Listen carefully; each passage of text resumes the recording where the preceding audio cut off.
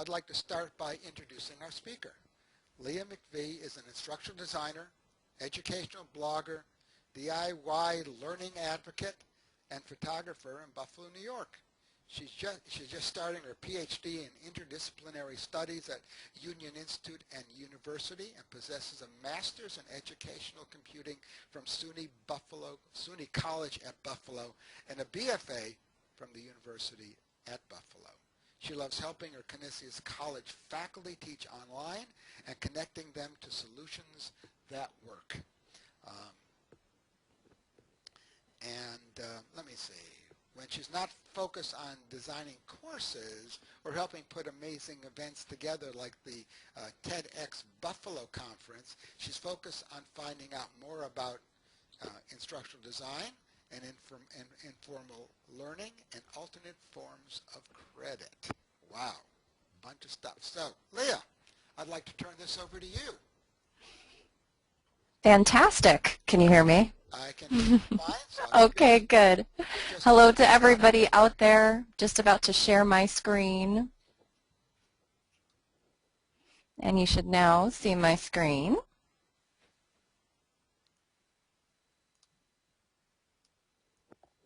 Yep, there you go. Okay. Excellent. So hello everyone, and thank you so much for joining me today for this presentation, and thank you for those who couldn't attend the live presentation, and I hope it wasn't because you were affected by the hurricane, but if you were, I wish you and your family much luck in trying to recover. So this presentation is about preparing to teach online, and on this All Hallows Eve, so it's a bit of a spooky presentation as well. A few weeks ago, I delivered a similar presentation at the Sloan C Online Learning Conference in Orlando, and it was pretty well attended. I've altered this presentation a little bit since then, so for those who were at Sloan and are joining me again, which a few people did let me know they were going to be attending, stay tuned for more info. This is a hot topic, especially for small to medium-sized institutions. Everything I'm about to share with you is going to be freely available to you after we are done via a link, and we have a lot packed into this smorgasbord of a presentation. So let's go ahead and get started. Now, I've been, thank you, Steve, for that wonderful intro. I've been an instructional designer for Canisius for about 3 years. I just started an interdisciplinary PhD program, as Steve mentioned, at Union Institute and University, where I'll be focusing on a few of my passions: do-it-yourself and informal learning, and also alternative forms of credit like open badges, which is a very cool project being spearheaded by Mozilla. Also, I'm a co-founder of TEDx Buffalo, as Steve mentioned, and many of you have probably heard of TED Talks. TEDx events are smaller events that are either situated by topic or by city, and we just had our second annual event this month, and it was awesome. So please find me online, either via my website, on Twitter, or even on LinkedIn, and connect. And now on to our spooky presentation. So I just wanted to start out with a little background info about Canisius. We are a medium-sized institution with about a 4,500 FTE. We're one of 28 Jesuit colleges in the United States. We offer undergrad, grad, as well as professional studies programs. And although we are mainly on ground, we are also growing online. So that leads me to Canisius Online. About 8 years ago, the college started their first online program, really without a whole lot of direction or coordination. I'm sure a lot of you are either in that boat or started out that way. Although the conversation about an office or coordinator of online has really just been taken into serious consideration, online has grown here to offer 8 fully online programs, 3 online programs with residencies either once or twice a year, and over 175 courses taught online each semester in and out of programs. And we include blended, hybrid, and fully online among that count. I know it's important to define. At Canisius, we define blended as fully face-to-face contact hours with the use of online components. hybrid as half contact hours in the classroom and the other half online, or fully online with an on-campus exam or class orientation, and then online as fully online. All right, so now it helps to define my role as well, because instructional designer can mean so many things depending on which college you're at or which institution or which company you're at. I teach teachers how to teach online. That's my main role. I am a full-time instructional designer and was the only one for a very long time, few years, and have had we've had a recent addition, Jody, whose role is now split between technology integration and classroom teaching, as well as instructional design. So she is on board to help in this effort to teach teachers how to teach online and helping faculty translate their courses online. We teach them to develop and to teach their own online courses. So yes, our faculty are developing their own individual online courses. We want them to know how to evaluate and implement technology into these courses, but also to engage in that wider web of the global online faculty community. In the process, these faculty have become advocates of training for quality teaching online. Now, of course, there are always challenges we have and in some areas still face. Resistance can be found in different areas, and I'm sure you've heard these before. Why should I be trained to teach online when I've been teaching for 20 years? And how could the course be the same online? How can you possibly do what I do in the classroom online?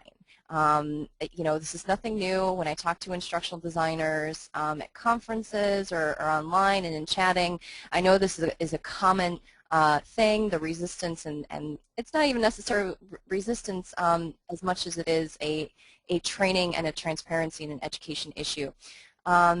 But because we all, as faculty developers, we're going to continue to hear this from faculty, from chairs, from deans, from boards, and we can see this as an opportunity, not as a setback. There will always be people to convince and also to train. Training must be tailored for people who want to run their courses on an iPad, but also for those who don't even know what a browser is, and we're always going to have to do this. However, my institution, hopefully your institution as well, is getting better at checking for tech savviness. But let's face it, they hire for expertise, not for teaching experience, so we just have to find ways to accommodate these differences. Now, personally, I absolutely love learning something new every day with all the different programs we have on campus. I deal with faculty who are in educational technology, but also kinesiology and our New Star program, anthrozoology. The variety keeps us all on our toes and from getting stale with training. Now, unique to our situation, however, is the translation of Jesuit values of teaching and reaching the whole student, a transformative and custom experience that also needs to be found in the online environment. So here's what I've been working on for the past 3 years, and with some help from my colleagues in the FACS Center at Canisius to help respond to growth and also to meet the challenges.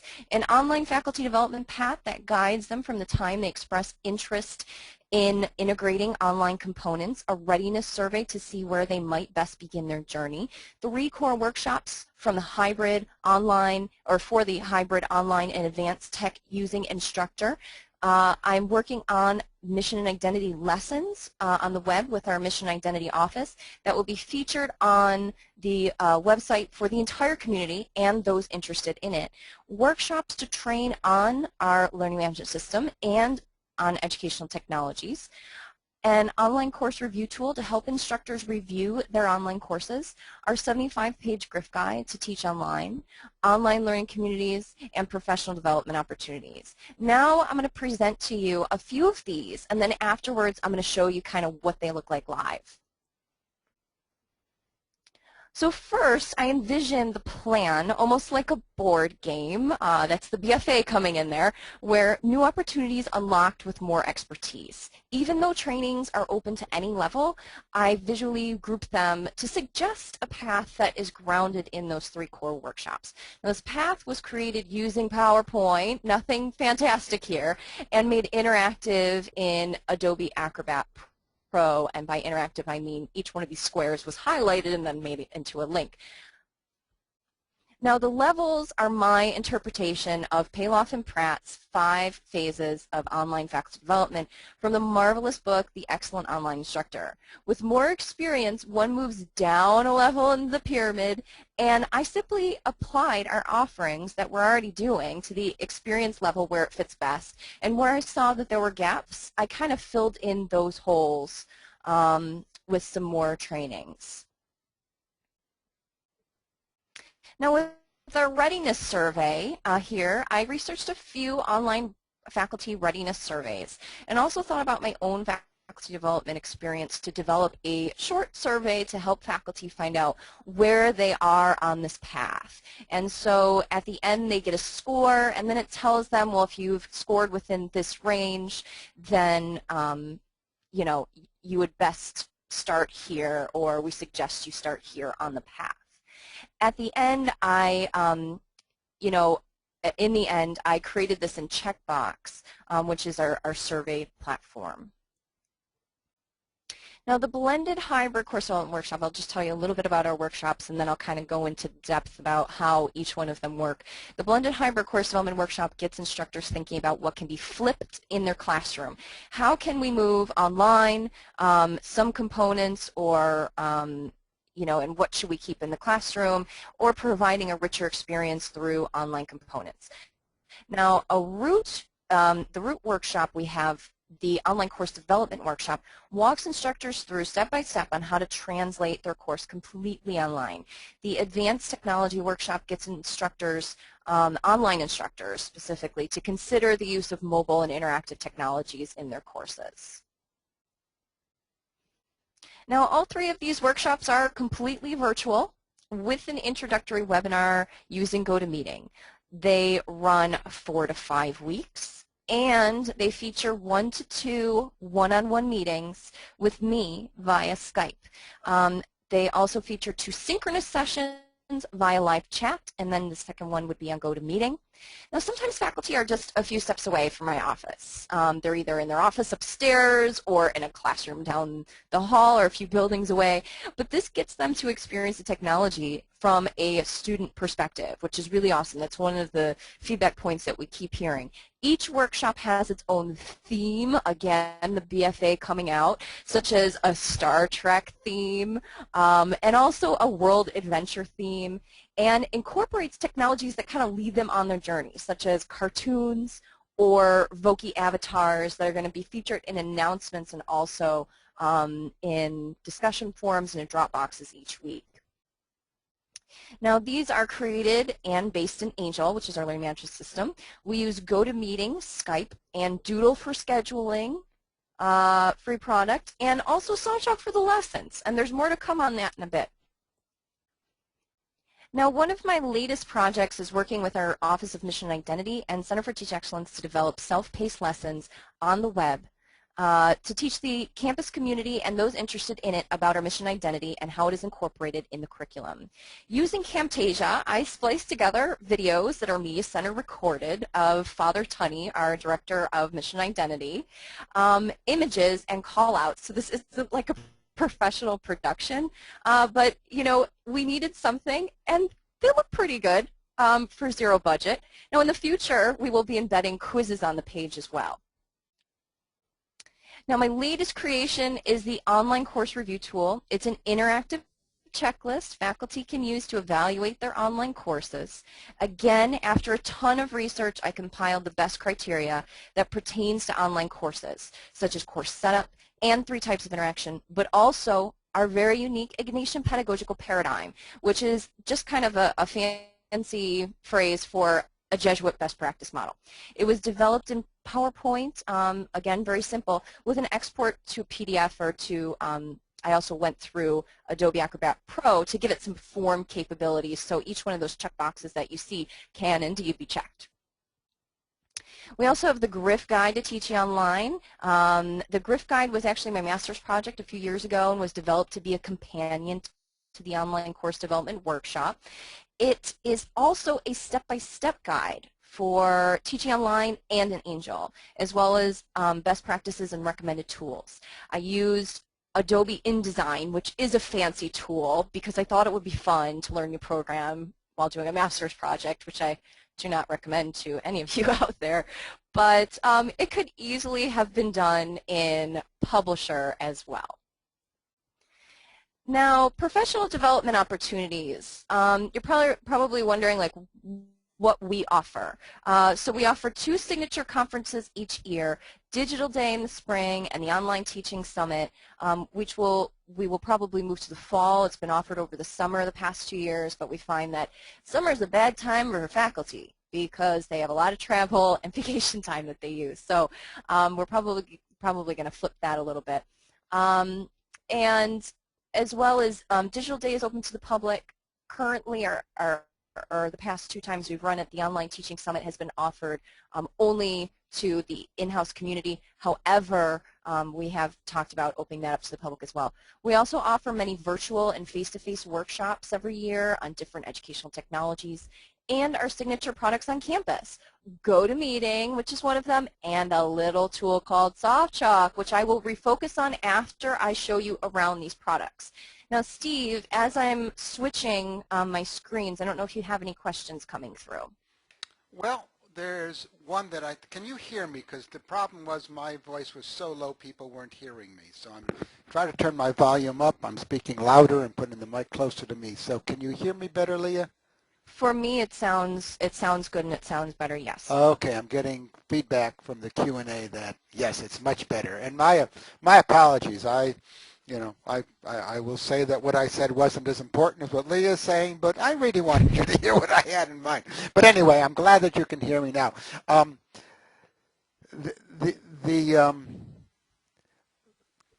There's a question, and I think some of these can be handled later on, but one of the ones, as the various development paths and the workshops, are they required for people to teach online blended or hybrid, or are they optional?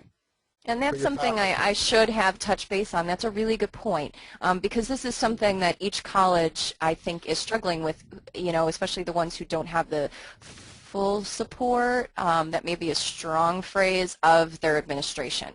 And it also depends on the faculty feeling. Right now we have so many advocates from the online course development workshop that we have a proposal for a policy that is being passed that is, it does propose to require faculty to take the online faculty development workshop. But currently there is absolutely nothing in place, and there hasn't been anything in place that makes it mandatory for faculty members to be trained. So as a faculty developer, you really have to work your butt off to advertise and to sell the trainings to faculty, right? And one of those, it's just one of those things like, they don't have, you have to make it really appealing, because they don't, unless they have the support of their chair or their dean, they don't get a lesser course load, or they're teaching and they're trying to juggle scholarship and they're trying to apply for tenure. And so how do you say, well, no, this workshop is really worth it, even though they don't need it or aren't required to take it? Several people are asking for information about the materials you are using, and let me let everybody know that in the emails you've already received, toward the bottom of it, there's a link to the page that Leah is showing now, with instructions on clicking on the download the online faculty development path, which is that graphic that you see right below it. So you already have access to that.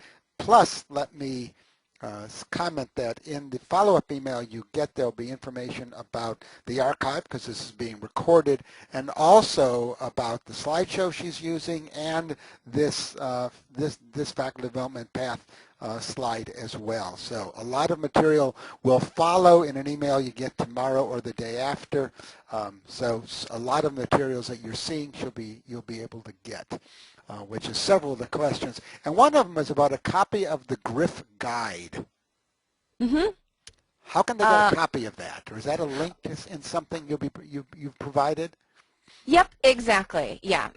So I'm about to show you where you can find that as well. Now, I did receive 2 or 3 emails from individuals who, you know, I must say I apologize. We redid our website here at the college, so I had to scramble to kind of change all of the links and the updates over the past few months.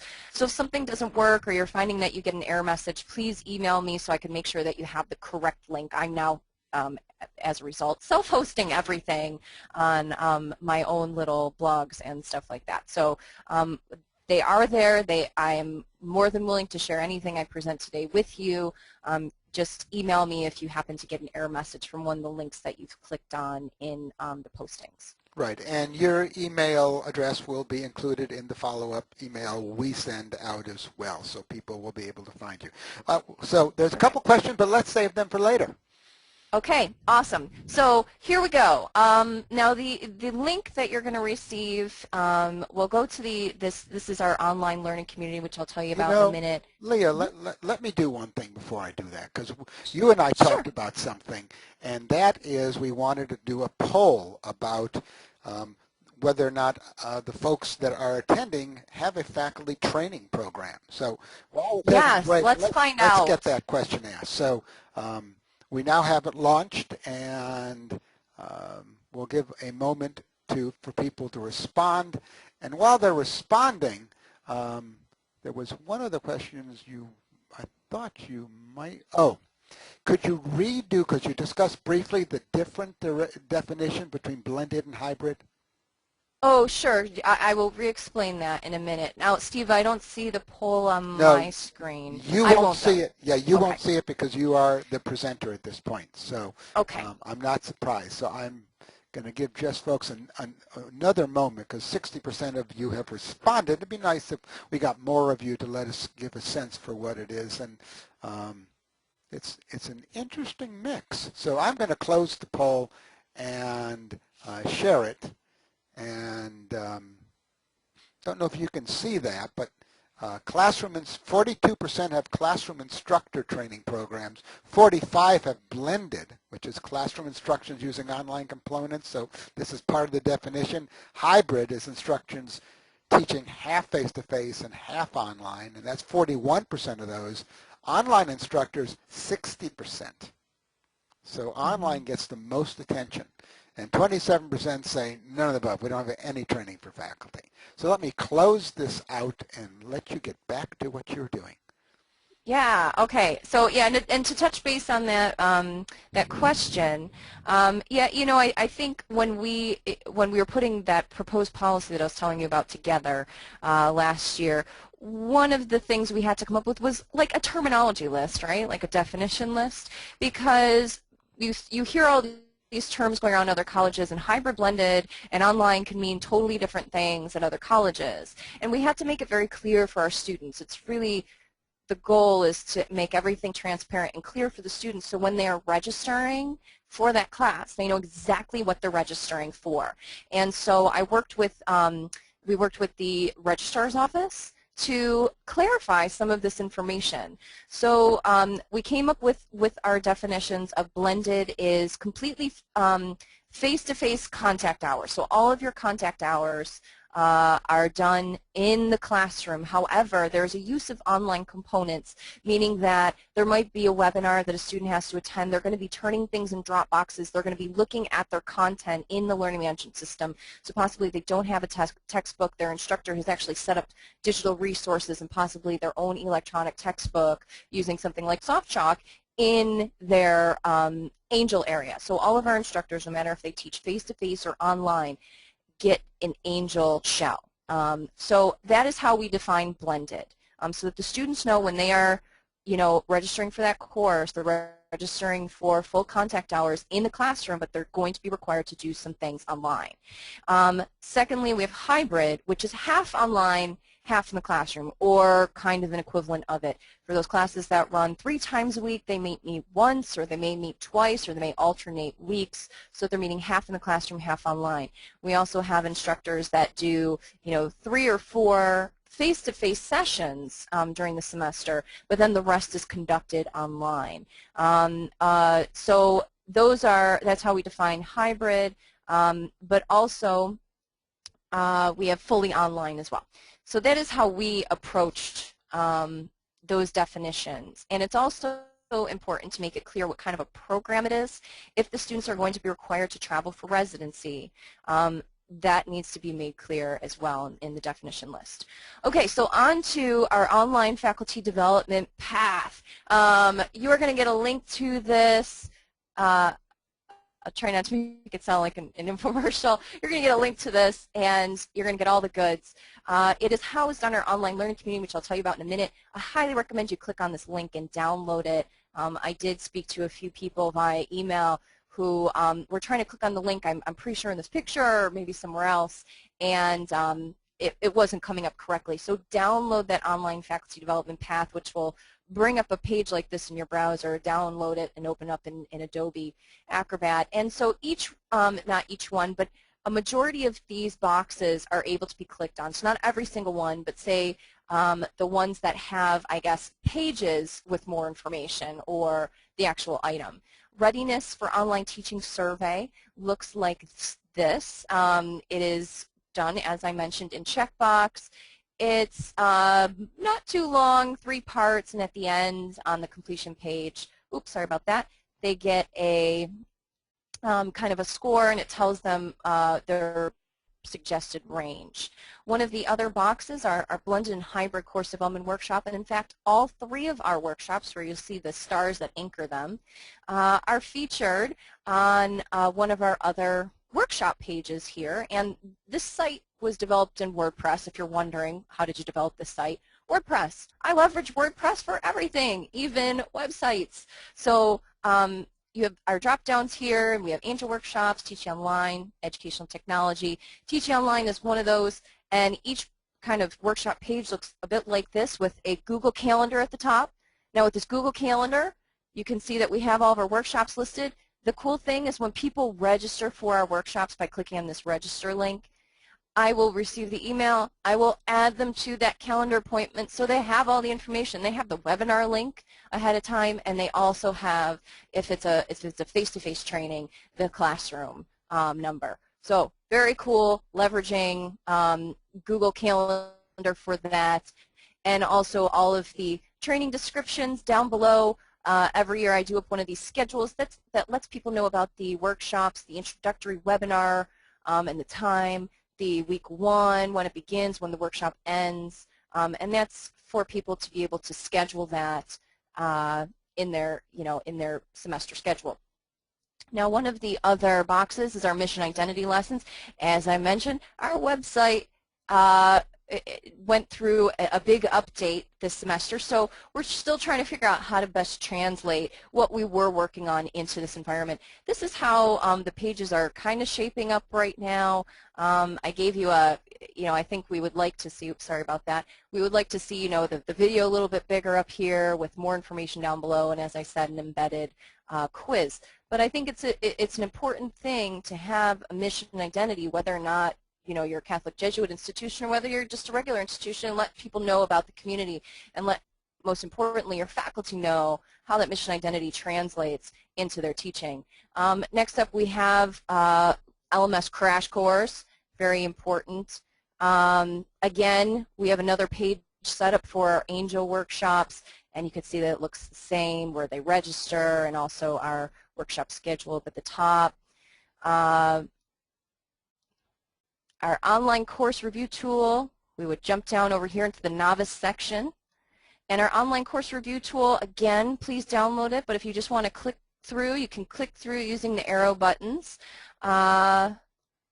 And each one of these boxes, when you download it, can be checked. So I'm going to, I haven't really promoted this yet, but I'm going to tell faculty to download one for each course and rename it for each course and go through your course and go ahead and go through the checklist. I think it's fun. And then at the very end, you're going to find a list of resources. So all of the references are, yes, you can blow up your PDF. I just wanted to fit them all on one slide. And there are links to all of the resources there. Next up, we have the Grift Guide to Teaching Online, 75-page document. Again, you're going to want to download this one. And I'll just kind of flip through a few of the pages. There you go. That's part of the guide. Go ahead and download that. Technology workshops. So we also have technology workshops are on the same workshop page that I showed you earlier. This is our online learning community homepage. We've been on it all along. It's where all of these items are housed. I always think it's great to house items in one location. I have listed on here, this is something we are working on. I don't know if Lisa Dubik is on the call today, but Lisa Dubik, who is kind of my role, but she does a lot more at NCCC, Niagara Community College here in Western New York. And we are working on a Western New York online faculty group, something we are working on that is going to be part of this path. Next up, conferences. We have 2 signature conferences that I mentioned each year, and that's them. And they look pretty lonely on the event schedule, so I may end up merging that into the workshop.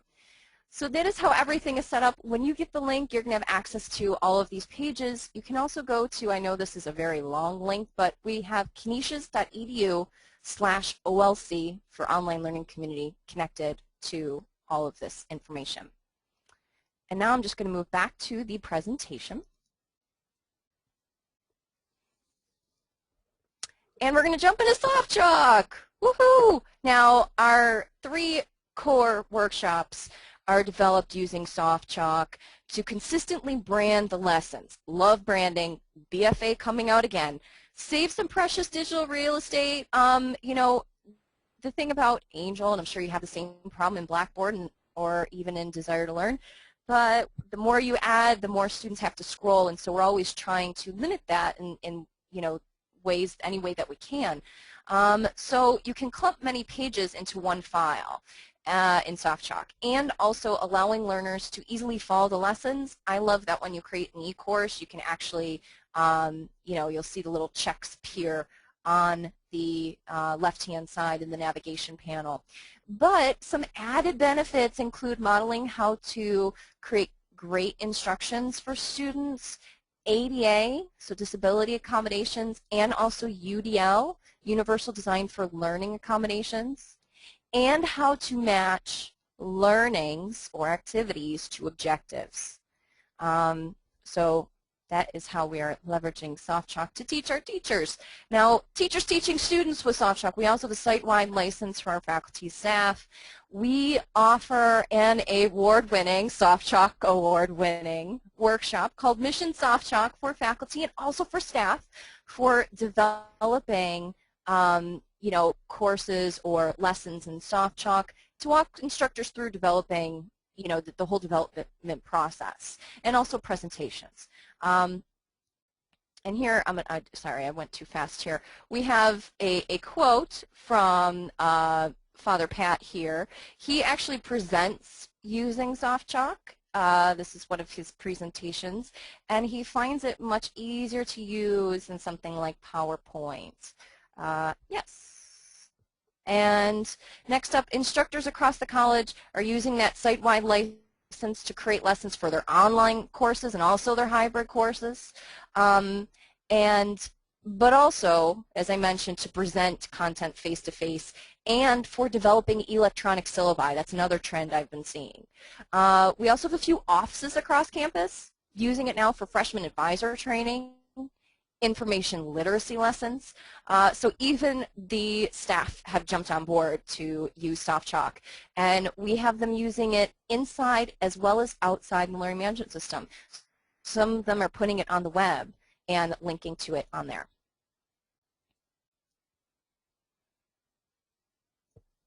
Whew, that was a fancy slide. All right, so here's a quote from a student whose first online course turned out to be a great experience thanks to SoftChalk.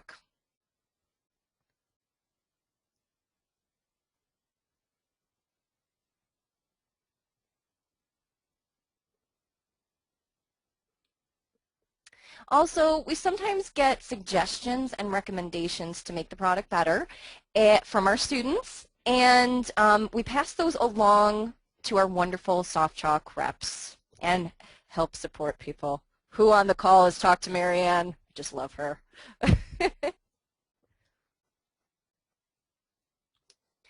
All right, and also we sometimes get, also we have a student site-wide license that students are taking advantage of in religious studies courses, special education courses, to create presentation and digital storytelling books. And you can see how SoftChalk comes in handy in teaching some of these skills that we like to pass on to our students, such as the use of UDL in the special ed classroom by telling students about the transformation of butterfly, text and audio here, showing them via video, and having them try it or practice it via that activity. We're running close to out of time. Maybe 4 or 5 more minutes. Can you wrap up? Oh, actually, Steve, that was my last line. Oh, okay. No, that was, sorry, my next line. My next line was going to be, to wrap things up. Oh, I should have been a little bit more patient. I know. Steve, you know I practice and practice and practice. We have it on time. All right. All right, so to wrap things up here, this plan is labor intensive, yes. Everything must be very neatly coordinated at the beginning of the year in order for all the pieces to work and fit together, which means our schedules have to be organized at the beginning of the year. We really don't have a budget, like many of you probably. And so we have to be very resourceful about the advertising we're doing, the advocating we're doing, and providing the latest and greatest. If you have 10 seconds left in a meeting, promote your workshops. All right, and also, but there are many benefits to a plan like this, training multiple instructors from a variety of disciplines and levels at a time, and also forming them into a community of learners. Making a plan that is flexible to be updated with time and advances. Finally, advances in technology, and finally, seeping in that mission identity, little by little, into training and also to resources. So here are some thoughts about my future: continuously evolving the workshops, continuing discussions about an office of online to service faculty, students, as well as existing and new programs, and finally, something brought up in a recent conversation with the TWEEP, Marianne Willicke, which was a custom model for developing online courses like an ID model and an info webinar so people learn what online teaching is about at our college before investing in the workshops. Now, some takeaways for you: creating an online faculty development plan. You may want to think about that if you haven't already done it. Giving your faculty the resources they need, putting it in, them all in one place and linked all in one place, and definitely blasting that out and advertising that. Offering regularly scheduled workshops and events.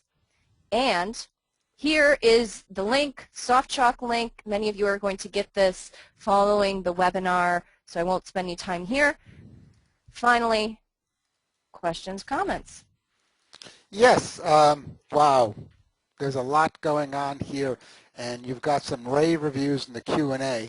And, some of the questions have to do with the material you've created here and how they can get access to it. And let's just repeat that in the follow-up email that you get, there will be a link to Leah's webpage that has all this information. Her handout links to the grift guide, links to the slideshow that she has used. So all that is available to you. You'll get that email in the next day or two, which will include the link to the archive that we are currently recording this session, and will be up by that time. Some folks got stuck in a meeting. Other people had problem getting on because of the Northeast issue. So this archive will be available as as a backup for all that.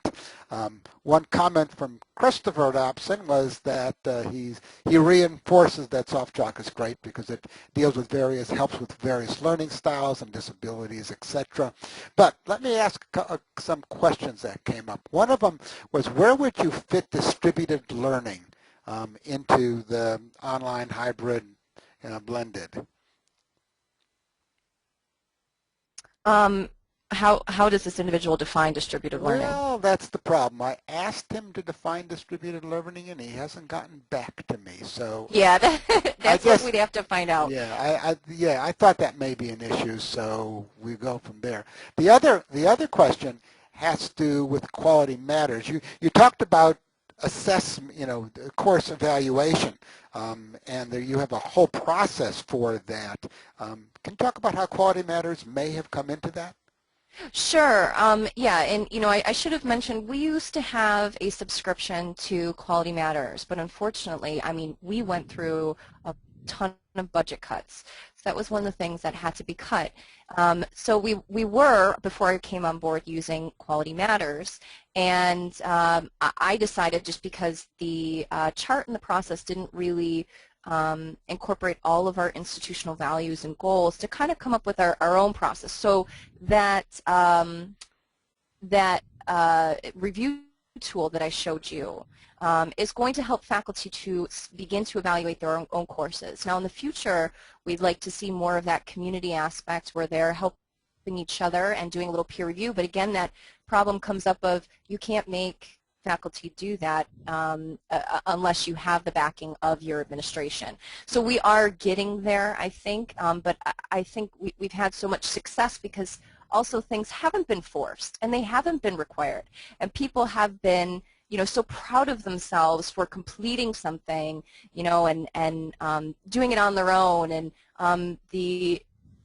it's really created a community and advocates who weren't forced into the training or reviewing. So I think I'd like to see that in the future develop with this review tool as well, and not to have a forced process, but to have faculty who are part of a learning community and a teaching community engage in the review process together as a community. A question came up about faculty resistance, and you sort of implied a conversation about that in response to the first question about whether this is required or optional, and in your response to that. But what happens on the individual base level? Sure. With the resistance, nobody has come up to me and pointed a finger at me and said, online sucks and you should go away. Nobody has done that. Everybody, ever since I came on board, has been very welcoming and supportive. I think where you'll find that resistance most is maybe faculty who don't necessarily know what online is about. So they hear these stories from colleagues at other institutions, or their students who have taken a very bad online course, and unfortunately that that's the only thing they have to base it on. So you have to create these advocates, and the best advocates aren't people like me and aren't staff. They're other faculty members who now are in these faculty meetings saying, oh no, you have no idea what I do in my online course. Let me show you. Let me show you what I do. Let me tell you about my student comments, about what a great experience they had. And so that is, I think, I don't think we tried to do it that way because of lack of resources and manpower. We couldn't be everywhere. But that is one of the beautiful things that has blossomed because of the approach that we took.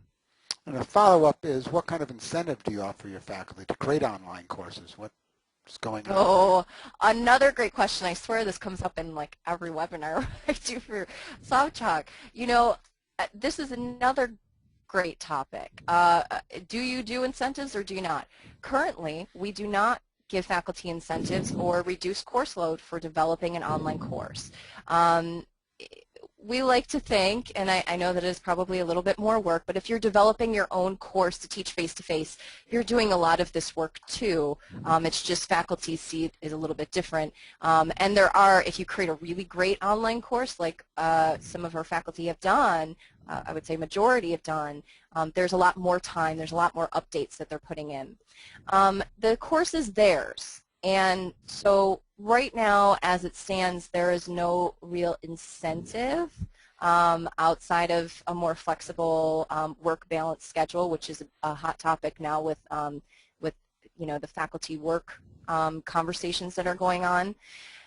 And the other thing I should say is we also don't allow, or it's not that we don't allow it, we don't recommend the copying of courses without faculty permission.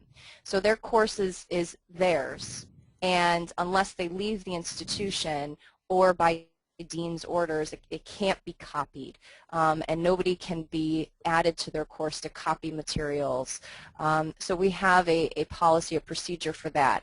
But it is in that proposed policy that I mentioned earlier that if we say it is a really great Intro to Bio course and we want to copy it, that there is some sort of stipend we can pay instructors for the use of that course, but also secondly, a second stipend for updates that they'll do. And I've heard that that is becoming more of a common practice at other institutions as well. I'm responding to a question that is sort of interesting. I'm not sure you can respond to it, but Robin said that that apparently they are partnering instructors never taught online with instructors who have been teaching for years. They have a game board sparked ways that they can have the participants pass certain levels in a game and skip to areas that they'll be relevant to their needs. So there's other issues. So Robin, you may want to get back to me and let me know about what you're doing.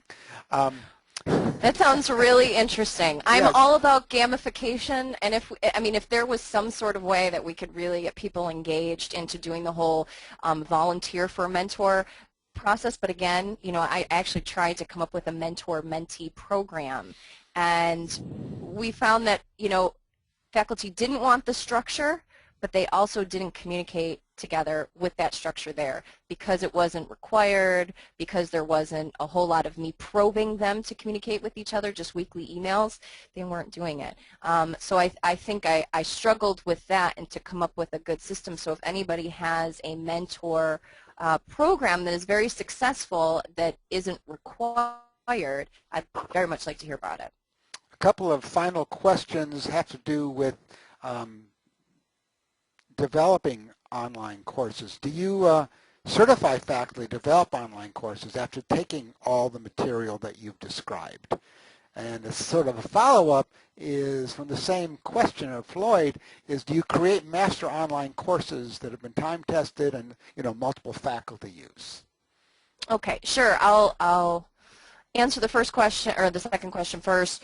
Master courses we do not. Each instructor develops their own online course. However, we have a lot of programs that are starting that process. There aren't any rules or policies that say you can or can't do it, but they are working with us to come up with a best way for them and their faculty and their course content and what they and also the objectives for accreditation to develop some standards or even develop these master courses. So no, we don't do that. We also don't have, like some schools will offer 400 courses at a time of this, same course. We don't have that load. We have a 4,500 FTE. I mean, it's nothing compared to those schools that have over 100,000 students.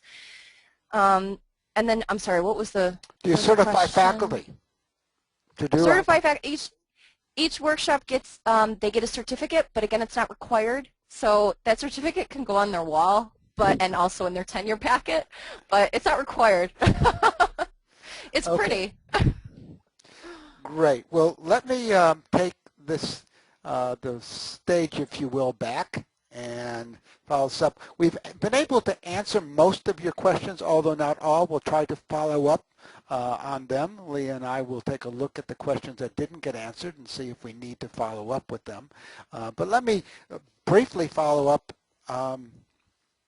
with sort of a brief synopsis, and then I'll talk to you about this marvelous promotion that's going on. So if you ever thought about getting SoftChalk, haven't done it yet, I'll show you in a moment why it's why right now is an awesome time to think about it.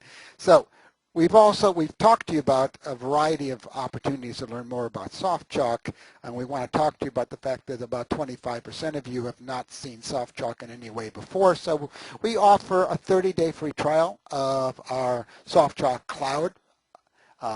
And we offer webinars of all sorts, and you've just seen them as well, and that they include private sessions for your institution if you want to do that. We have all kinds of training available in video tutorials, short courses, and lesson tutorials, and you can get all kinds of information from us in the social media. And here is what you've been waiting for. We can save big in November, which means you have to wait about another 9 hours in the East Coast before the sales promote. So hold on to that thought, because you can't do anything for 9 hours because November doesn't start for a little while. But at any rate, we're offering big savings in November, and you can save up to $1,000 on the purchase of multi-packs, and as you can see on your screen, for SoftChalk Cloud. And if you're interested in this, please just send an email to our sales team, and they will get back to you with that information. But for now, I want to thank our presenter, Leah, for a wonderful job. You've gotten all kinds of thanks and details about what it is you have done and the material you're doing. And just let me remind everybody that you have the ability to download the material she has talked about. There'll be a link in the follow-up email you will get, which will include a link to an archive of this session as well. So one more big thanks to Leah. A wonderful job as always.